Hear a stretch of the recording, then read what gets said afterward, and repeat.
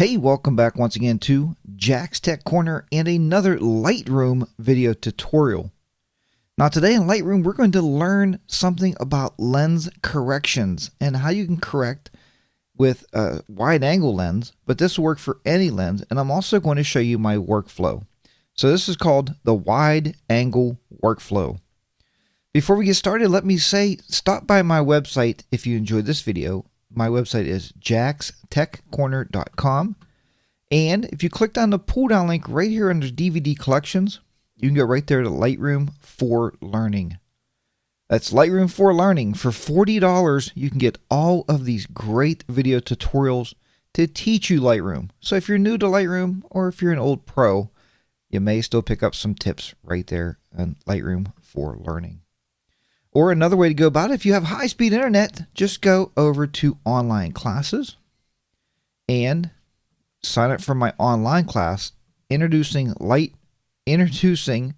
Lightroom 4 for All. Click here, you go in, it's an online class, a lot of great video tutorials in there to make Lightroom easy to use for you. So let's go ahead and get started here this morning with this video tutorial. And today we're going to be talking, like I said, about Lightroom 4 and my workflow for wide angle shots. Now this picture was obviously shot with a wide angle lens. I used my 12 by 24 millimeter lens and I shot this picture. Now what's wrong with it? It looks fine except for some sunspots there, which I did have the lens hood on, but that still can happen when you're using wide angle lenses. And there's a little bit of distortion because the building seems to be leaning backwards. It looks like it's falling over. So we're going to go ahead and go through a workflow of how we're going to clean this picture up and what we're going to do with it. So let's go ahead and get started. The first thing I do when I look at this picture is the biggest thing I notice is the sunspots. So, or lens flare, whatever you want to call that. Lens flare, sunspots, two of the same words. So the first thing I'm going to do is go over here and I am going to use my tool here. It's called the spot removal tool. And it's really, really easy to use. Now this is just sort of like cloning or stamping in Photoshop. But all you got to do is click on that spot and it's going to reference something beside it. You can move that reference point anytime you wish. But I normally would just leave them. I just click along here and it just kind of picks up anything close to it. It does a pretty good job. And we'll just click the rest of these. You can increase and decrease the brush size with your left and right bracket keys. Click on there. And we'll click on that one. You can see here we can really, really rapidly clean something up. So we're going to clean it up here. And if it's not hitting on what you want, just kind of move that reference point to where you do want it. And let's go up here. Right here. Move this one down a little bit, or maybe over here to kind of blend it in. And we can go up here on this, it looks like a downspout or a gutter, and we can kind of click around there and get rid of some of those up on there also. And again, if it does not hit where you want it to, bring your reference point back up. Very simple and easy to do.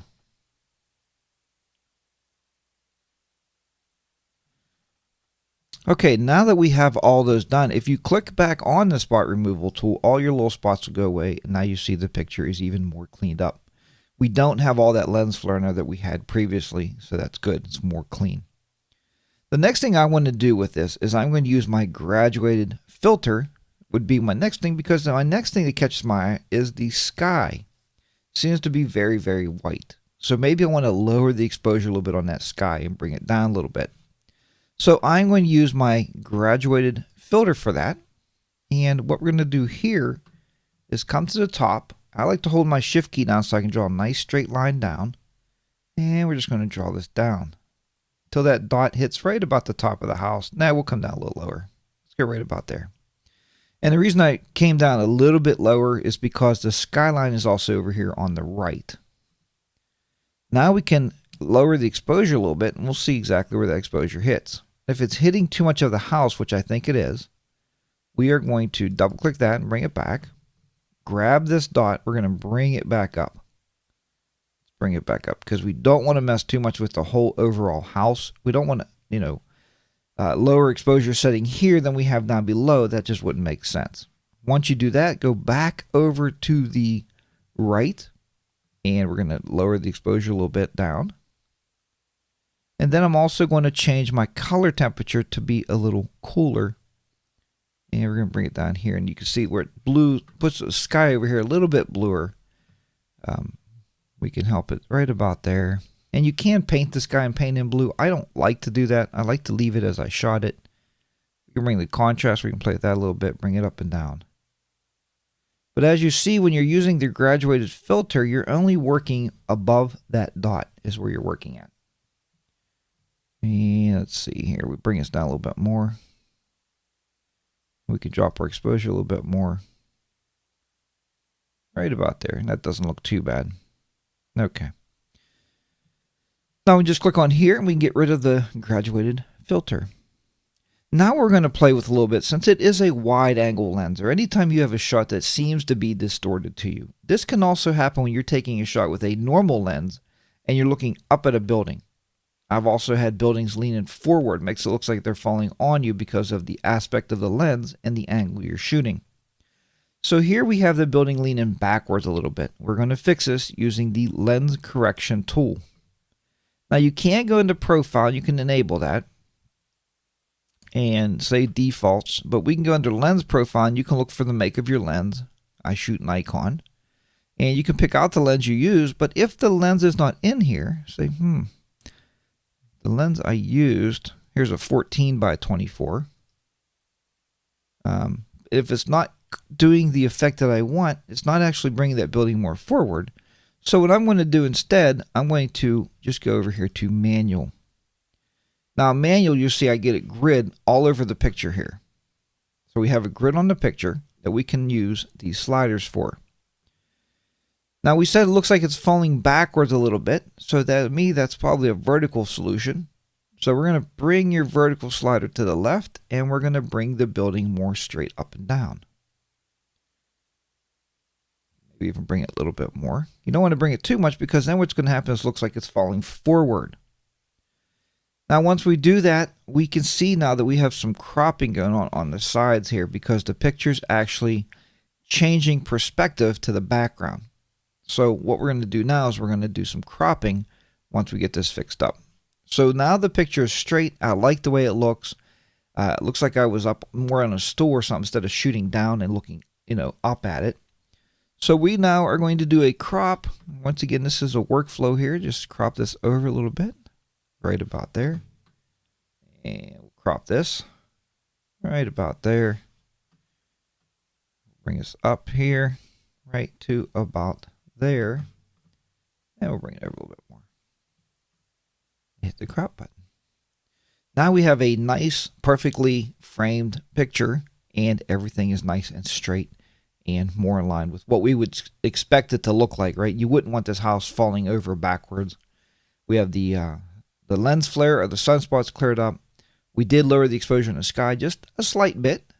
It could be replaced. We could replace that sky later. You can also look at my other video tutorials here on YouTube to learn how to do that if you'd wish to do that. And the last thing I would probably do on my workflow is just play with the exposure a little bit, just to bring the exposure down on the overall picture a little bit, just to make it look more interesting. Right about there. So once again, I would like to thank you very, very much for checking out this video on Lightroom 4. And this is Lightroom 4 wide angle workflow is what this is. Or no, we're going to call this Lightroom 4 lens workflow, because this is for any lens correction. You can do the same type of video and use the same type of video to clean everything up.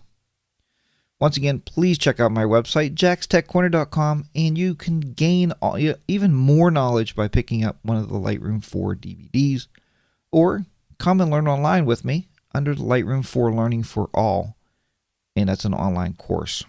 And it's strictly at your own pace, and you can do it whenever you want to.